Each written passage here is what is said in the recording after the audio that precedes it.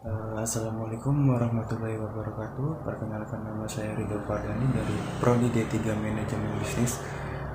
Di sini saya akan menjelaskan jawaban perihal UTS yang diberikan oleh dosen pengampu kami, Ibu Sita Nurhajijah, SABMSI, selaku dosen pengampu saya di mata kuliah pengantar bisnis retail. Oke, langsung aja kita masuk ke jawaban yang sudah saya rangkum sekarang. Nomor satu itu tuh, apa yang Anda pahami tentang bisnis retail? Menurut saya, bisnis retail adalah kegiatan bisnis yang terkait dengan penjualan barang ataupun jasa yang diberikan kepada konsumen, konsumen akhir gitu, dan biasanya dalam jumlah relatif yang kecil. Bisnis ini juga mencakup berbagai bentuk, mulai dari toko kelontong dan warung hingga ke retail besar seperti supermarket dan pusat perbelanjaan dan toko daring seperti e-commerce gitu. Dan untuk bisnis ini juga ada beberapa aspek yang terkait dalam bisnis ini, yaitu antara lain penjualan langsung ke konsumen, bauran produk yang beragam, lokasi yang strategis, pemasaran dan promosi dan pelayanan pelanggan, stok dan manajemen persediaan, teknologi, dan e-commerce ada di dalam aspek bisnis retail ini.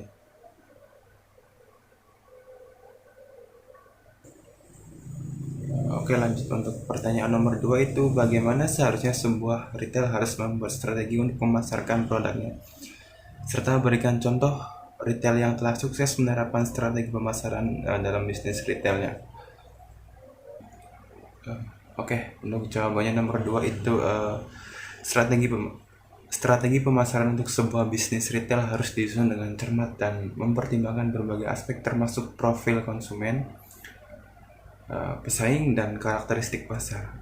Adapun langkah-langkah umum yang dapat diambil oleh bisnis retail dalam mengembangkan strategi pemasaran, yang pertama tentang pemahaman konsumen,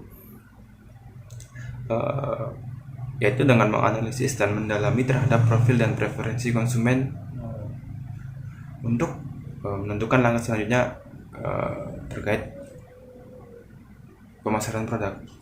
Terus yang kedua ada segmentasi pasar, yaitu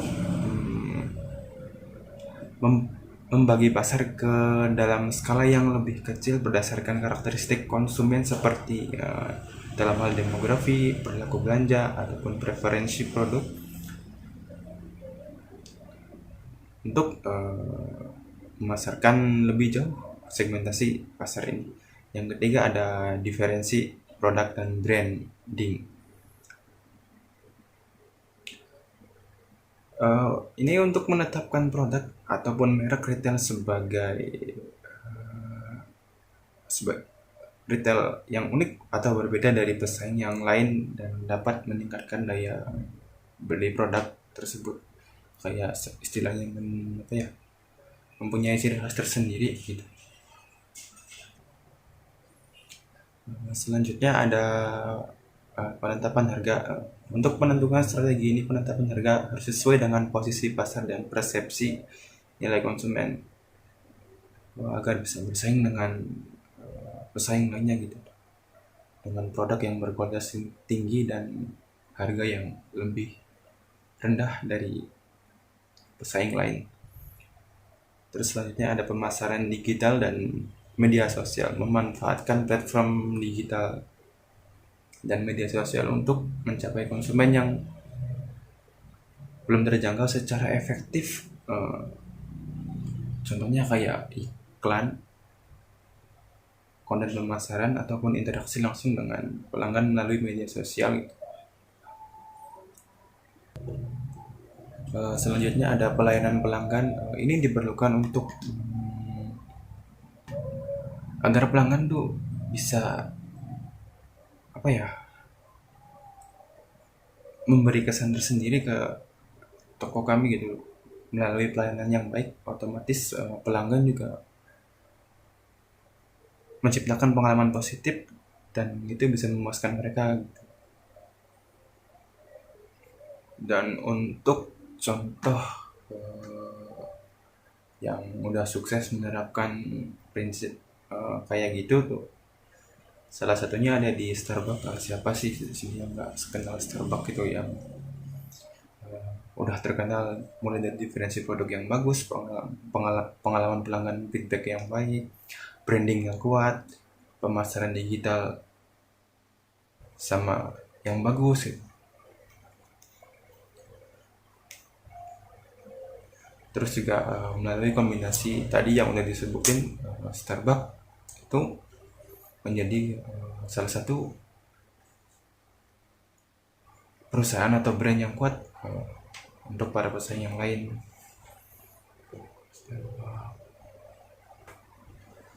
Selanjutnya ada nomor 3, pertanyaannya, mengapa manajemen sumber daya manusia sangat perlu diperhatikan? Apa yang terjadi jika bersikap abai terhadap karyawannya?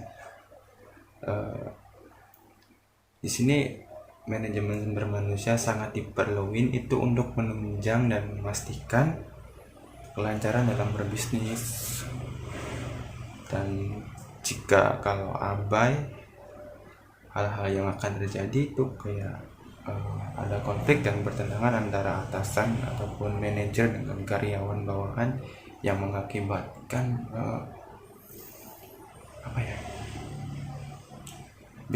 bisnis ini tuh nggak berjalan sesuai dengan rencana gitu, karena ada konflik yang nggak bisa diselesaikan.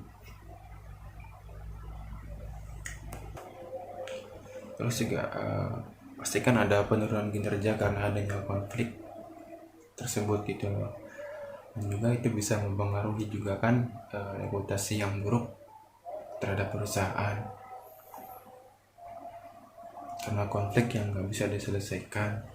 Terus opini untuk meningkatkan opininya itu tuh kayak dengan caranya yaitu dengan komunikasi terbuka antara manajer dan karyawannya agar bisa menunjang kelancaran bisnis ini gitu. Terus juga kayak semisal ada program penghargaan atau pengakuan kepada karyawan supaya mereka tuh bisa lebih kayak dihargain, apresiasi atas kerja mereka gitu. Ada juga pengembangan keterampilan, soft skill dan hard skill.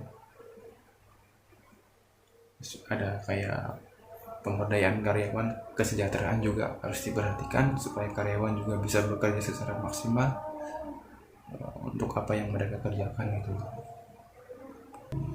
Terus juga dengan fokus pada manajemen sumber daya manusia yang baik, itu perusahaan retail dapat menciptakan lingkungan kerja yang mendukung, sehat, memotivasi karyawan, dan pada gilirannya itu meningkatkan kinerja dan daya saing dalam berbisnis.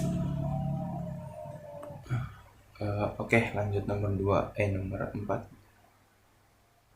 Contoh secara nyata bisnis retail yang salah dalam memilih lokasi itu, saya memilih toko pakaian berkelas menengah membuka cabang di pusat perbelanjaan yang dulunya ramai, tetapi seiring berjalannya waktu popularitas pusat perbelanjaan tersebut itu menurun karena munculnya pusat perbelanjaan baru yang sekarang banyaklah orang-orang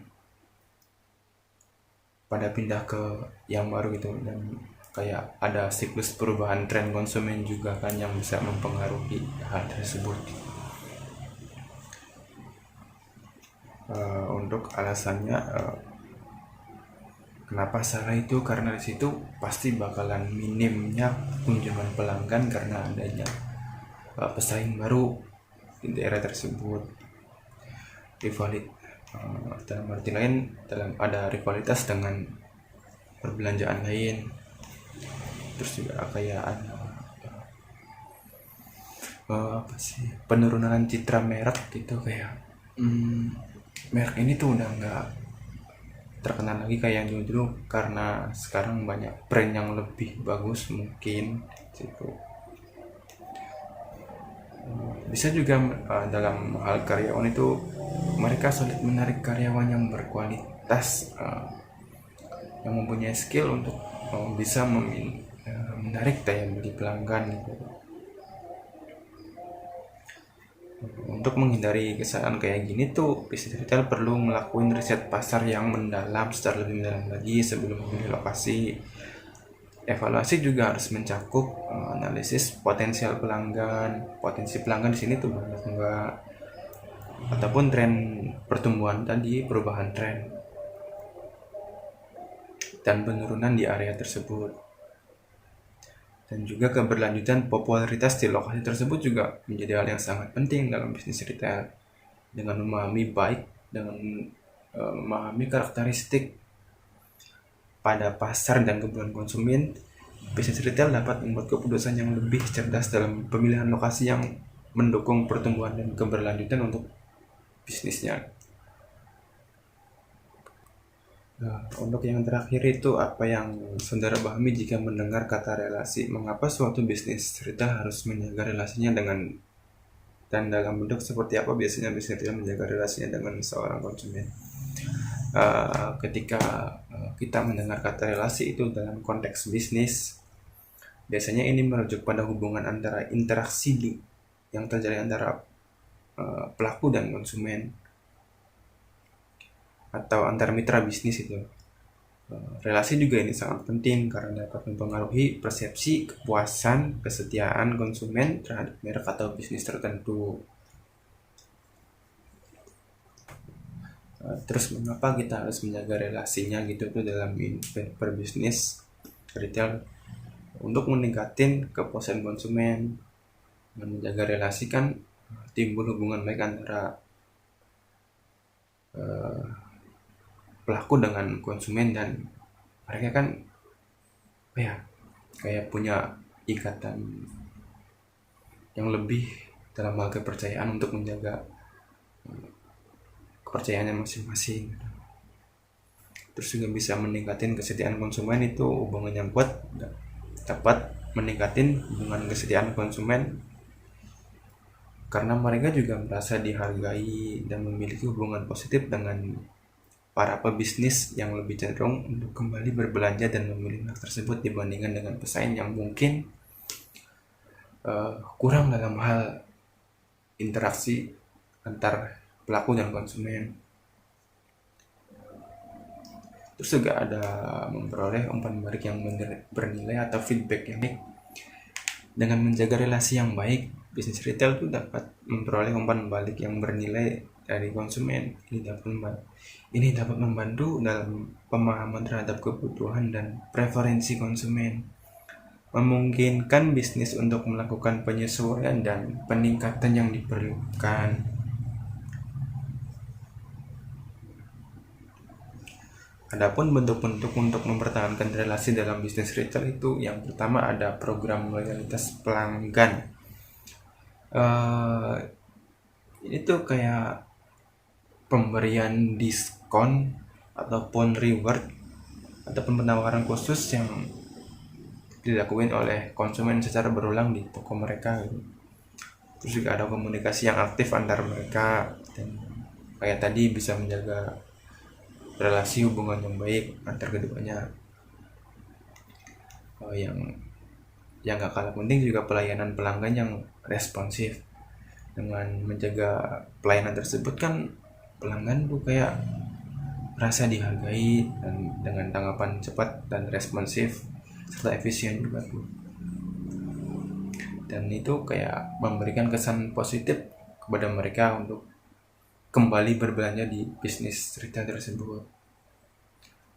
Atau juga bisa ngadain acara atau promosi khusus untuk pelanggan setia, dan kayak nyiptain suatu momen istimewa tersendiri lah dibanding pesaing lainnya gitu. Adapun bisa juga menggunakan pemanfaatan teknologi untuk komunikasi juga kan bisa, kayak ada barang baru atau barang yang bisa direkomendin ke pelanggan yang setia nih gitu. Ada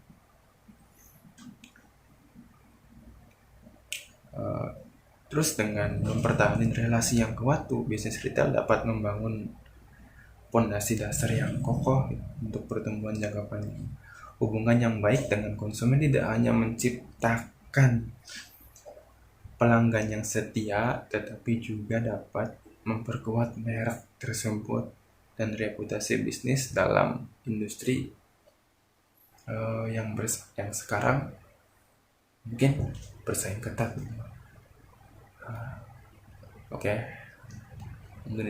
mungkin itu saja jawaban dari saya terkait perihal UTS yang dianjurkan oleh dosen pengampus saya, Ibu Siti Nurhadijah, MSc SAB. Kurang lebihnya saya mohon maaf.